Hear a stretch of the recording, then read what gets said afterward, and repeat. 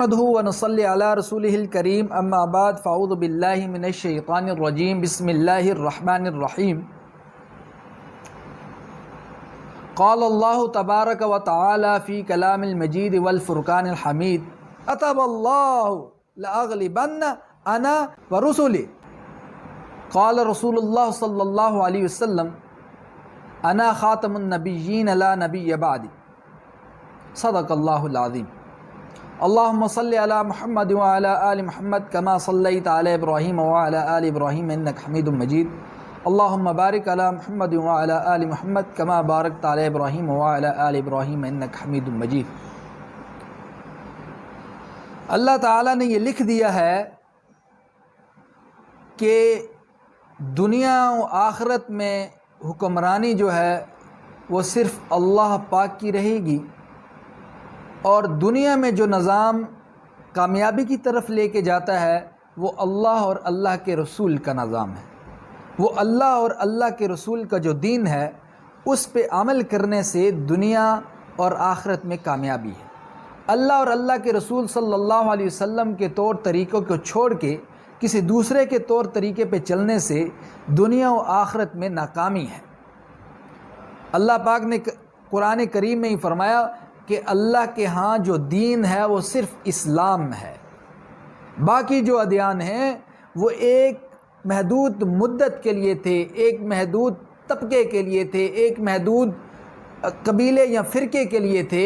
لیکن آپ صلی اللہ علیہ وسلم چونکہ اللہ کے آخری نبی ہیں، آپ صلی اللہ علیہ وسلم کے بعد کسی نبی نے نہیں آنا، تو یہ جو دین ہے یہ قیامت تک آنے والے انسانوں کے لیے ہے۔ اس سے پہلے جو عیسائی تھے،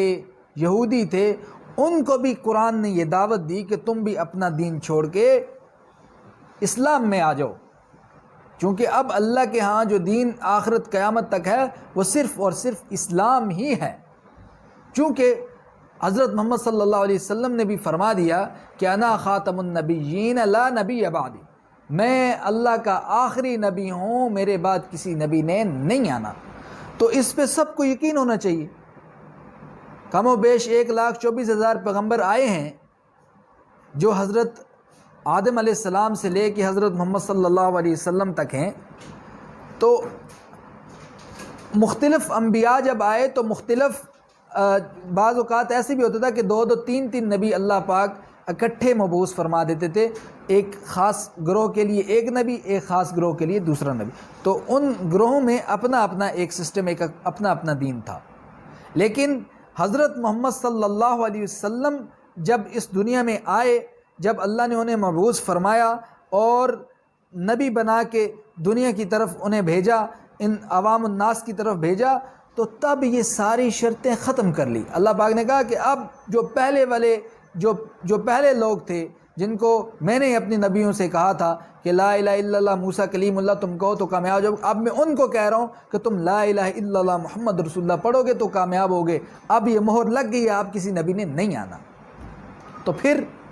کیا ہوا کہ بعض لوگوں نے تو آپ صلی اللہ علیہ وسلم کی بات کو مانا، یہودیوں نے، نصرانیوں نے، مسلمان ہو گئے، لیکن بعض نے اپنی چوراہٹ کو قائم رکھنے کے لیے اللہ کے دین کو نہیں مانا، اللہ کے رسول کو نہیں مانا، اور وہ سازشوں میں لگ گئے، جس طرح موجودہ صورتحالات آپ کے سامنے ہے۔ اور ایک تاریخ میں یہ بات لکھی ہوئی ہے کہ یہودی اور نصرانی شروع سے ہی سازشی رہے ہیں۔ یہودی تو ٹاپ آف دا لسٹ ہے نا، کہ جو مسلمانوں کے خلاف دن رات جال بنتے رہتے ہیں، سازش کرتے رہتے ہیں، اور سازش اس وقت تک سازش رہتی ہے جب تک جس کے خلاف وہ سازش کی جاتی ہے، جس کے خلاف وہ پروپیگنڈا کیا جاتا ہے، اس کو پتہ نہ ہو۔ لیکن جب بات عیاں ہو جائے، جب بات سامنے آ جائے، تو پھر وہ سازش نہیں رہتی، اور سازش کے جال بنتے ہوئے صدیاں لگ جاتی ہیں، لیکن ایک سازش جب عیاں ہو جاتی ہے، پتہ چل جاتا ہے، تو اس کو مٹانے میں ایک پل بھی نہیں لگتا، ایک لمحہ بھی نہیں لگتا۔ تو اس بات سے مسلمان نہ گھبرایا کریں کہ بھائی یہودی جو ہے وہ دن رات سوچ رہے ہیں، تو سازشیں کر رہے ہیں، تو ٹھیک ٹین ہیں، تو یہ ہے، تو معیشت میں اوپر ہیں، تو یہ ہو گیا، تو وہ ہو گیا۔ بالکل نہ سوچیں، کیونکہ وہ سازش کر رہے ہیں اور کھلے عام وہ کوئی بھی بات کرنے کی جرت نہیں رکھتے، ٹھیک ہے نا۔ تو سازش کر رہے ہیں تو سازشیں ان کی ناکام بھی کی جا سکتی ہیں، اس میں اتنی کوئی بڑی بات نہیں ہے۔ تو سازشوں کو ختم کرنے کے لیے جس طرح انہوں نے یہ سازش کی تھی کہ ہم پاکستان سے جو ہے آئین سے یہ بات نکال دیں گے کہ ناموس رسالت والا ناموس رسالت والی جو شک ہے اس کو ختم کریں گے، اور دوسری بات یہ ہم اس کو ختم کریں گے کہ قادیانیوں کو جو کافر ڈکلیئر کیا گیا ہم اس کو بھی آئین سے نکال دیں گے۔ باقی ہماری جو موجودہ حکومت ہے اس کو وہاں سے سرٹیفکیٹ بھی ملا ہے شاباش کا، جو 4 کام انہوں نے کیے ہیں، جس طرح کوراڈور جو انہوں نے کھولا ہے، اور یہاں پہ جو حکومتی سطح پہ حکومتی فنڈ دے کے جو انہوں نے مندر بنائے ہیں، جو یہاں پہ وہ یونیورسٹی بنا رہے ہیں، اور اس کے بعد جو آسیہ ملونہ کو انہوں نے نکالا، یہ 4 کاموں پہ ان کو شاباش مل گئی ہے، اور مزید ان کو 4 ٹارگٹس بھی دیے گئے ہیں، جن میں پہلا ٹارگٹ یہ ہے کہ بھائی تم نے ختم نبوت والا جو مسئلہ ہے نا اس کو ختم کر دینا ہے، اور پھر یہ بھی ان کو ٹارگٹ ملا ہے کہ علماء کی تذلیل کرنی ہے تم نے۔ یہ جو فواد چودھری صاحب ہیں اور جو شیخ رشید صاحب ہیں، یہ ایسے ہی نہیں تذلیل کر رہے ہیں، ان کے پیچھے ڈالر ہیں، ان کو وہ چیزیں نظر آ رہی ہیں جو ان کو مل رہے ہیں، جو ان کے اکاؤنٹس میں آ رہے ہیں۔ یہ ایک بات کرتے ہیں، پھر اپنے اکاؤنٹ کو وہ کلپ بھیجتے ہیں، دیکھیں جی ہم نے مولویوں کو اس طرح ذلیل کیا، لیکن اللہ کا دین قائم رہے گا، اللہ کا وعدہ ہے۔ قرآن کریم میں اللہ پاک فرماتے ہیں کہ کتب اللہ لأغلبن انا ورسلی، ٹھیک ہے نا، کہ اللہ نے لکھ دیا ہے کہ اللہ کا دین جو ہے وہ قائم رہے گا، جس پہ اللہ اور اللہ کا رسول ہے وہی چیز قائم رہے گی، چاہیے جتنی مرضی سازشیں کریں۔ تو اس بات کو سمجھنے کی کوشش کریں۔ میں مسلمانوں کو اپنے بھائیوں کے سامنے اس لیے آیا ہوں کہ گھبرانے کی بالکل ضرورت نہیں ہے۔ عام طور پہ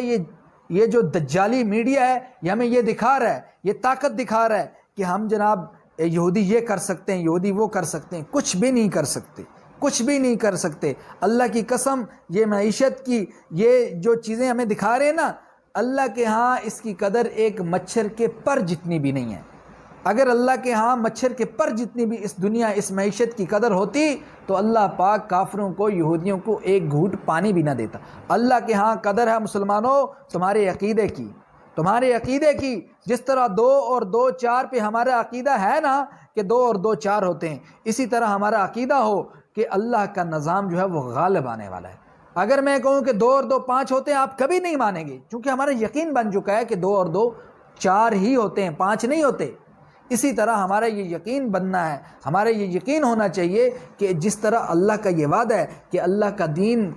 غالب ہو کے رہے گا، تو اللہ کا دین ہی غالب ہوگا۔ تو سچوں کے ساتھ رہو، سچوں کے ساتھ رہو۔ جو بک گئے ان کو بکنے دو، اور جو بک جاتا ہے اس کی کوئی قدر و قیمت نہیں رہ جاتی، کوئی قدر و قیمت نہیں رہ جاتی۔ جس کی زبان بک جاتی ہے، جس کا قلم بک جاتا ہے، جس کے سارے ایکشن بک جاتے ہیں، تو پھر وہ اس کی کوئی قدر و قیمت نہیں رہتی۔ یہ بازار میں نہیں جاتے، نہیں دیکھتے کہ جب ہم جا کے کہتے ہیں بھائی بکرے کی سری دے دیں،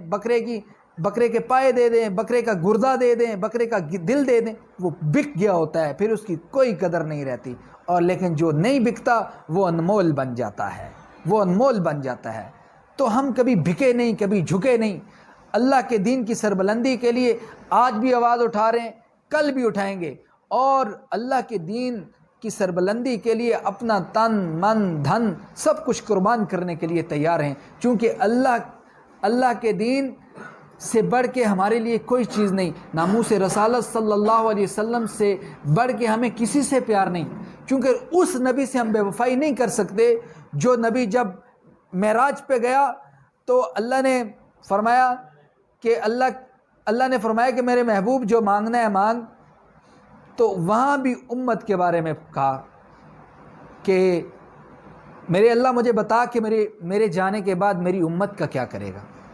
میری امت کے ساتھ کیسا معاملہ۔ جب حضرت اسرائیل علیہ السلام آتے ہیں اور پوچھتے ہیں کہ اب اللہ آپ سے ملاقات چاہتے ہیں، اللہ چاہ رہے ہیں کہ اب آ جائیں میرے پاس، تو اس وقت بھی کہتے ہیں کہ جاؤ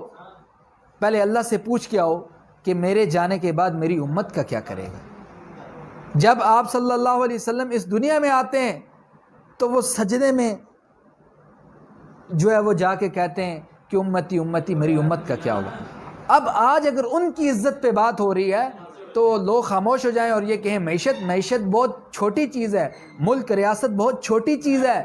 حکومت، یہ حکمرانی، یہ سارے عہدے، یہ بہت چھوٹی چیز ہے۔ او لوگوں کیا ہو گیا تمہیں؟ ناموس رسالت آپ صلی اللہ علیہ وسلم کی عزت بہت بڑی چیز ہے، بہت بڑی چیز ہے، اس کو چھوٹا نہ لیں۔ یہ مسلمانوں کے جذبات کے ساتھ کھیلنے والی بات ہے، اور جو اس طرح کا گلونا کھیل کھیل رہے ہیں، جو اس طرح کی گیمز کھیل رہے ہیں، اللہ پاک ان کو ہدایت دے دیں۔ ہم تو رمضان میں ان کے لیے دعائی کر رہے ہیں کہ اللہ پاک ان کو ہدایت دے دیں اور دین کی سربلندی کے لیے ان سے کام لے۔ اگر ان کے نصیب میں، ان کی مقدر میں ہدایت نہیں ہے تو پھر اللہ پاک ایسی گند کو، ایسے ملعونوں کو اللہ پاک ذلیل و رسوا کریں، تاکہ مسلمانوں کو یہ جو ہے یہ بے راہ روی کا شکار کرنے میں اہم کردار ادا نہ کر سکیں۔ ٹھیک ہے جی، تو میں بالکل اپنے جو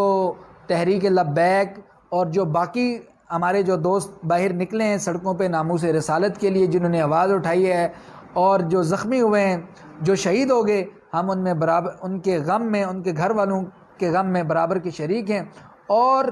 یہ آج تہیہ کرتے ہیں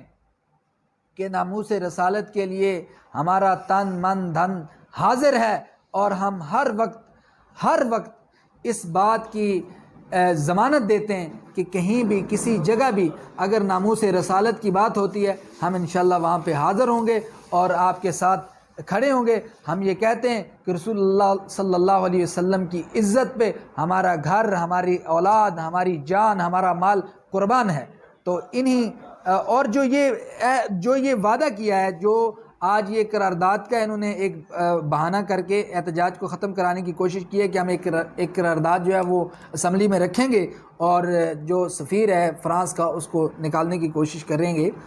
یہ کوشش نہیں ہونی چاہیے، بلکہ یہ کام ہونا چاہیے۔ یہ نہیں ہے کہ آپ اسمبلی میں اس قرارداد کو رکھیں اور اس پہ تھوڑی بہت بحث کریں اور پھر کہ نہیں جی اس نے سائن نہیں کیا، اس نے کیا۔ ہم کہتے ہیں کسی کے سائن کی ضرورت نہیں ہے، بس ایک عمران خان صاحب سائن کر دیں اور دوسرے جو وزیر داخلہ، وزیر خارجہ ہیں، یہ سائن کر دیں، ان کی حکومتیں رکھیں۔ اپوزیشن پہ بہانہ مت ڈالیے گا، بعد میں یہ نہ کہیے گا کہ اپوزیشن نے سائن نہیں کیے۔ اپوزیشن نہ کرے، تمہارے ہاتھ میں حکومت ہے۔ جس طرح تم زبردستی کورونا کی وجہ سے پوری ریاستوں کو سیل کر سکتے ہو تو تم اس کو بھی نکال سکتے ہو۔ وہاں تو اپوزیشن کا تم نے نہیں کہا، تم نے چیف آف آرمی سٹاف کی جب مدت بڑھائی تو وہاں پہ تو کسی کا کوئی بھی نہیں تھا۔ تو اب بھائیو، جب یہاں کی بات آتی ہے نا، جب ناموس رسالت کی بات آتی ہے تو یہ سب سے تمہارے عہدوں، تمہارے سارے عہدوں سے بڑھ کے یہ بات ہے۔ تو یہاں پہ تم سائن کرو اور اس کو نکالو، جلدی نکالو۔ اور عوام سے میرا یہ مطالبہ ہے کہ فرانس کی بنی ہوئی جو بھی چیزیں ہیں، جتنی بھی چیزیں، میرا پچھلا بھی ایک بیان ہے وہ میں ڈسکرپشن میں اس کا لنک بھی دوں گا،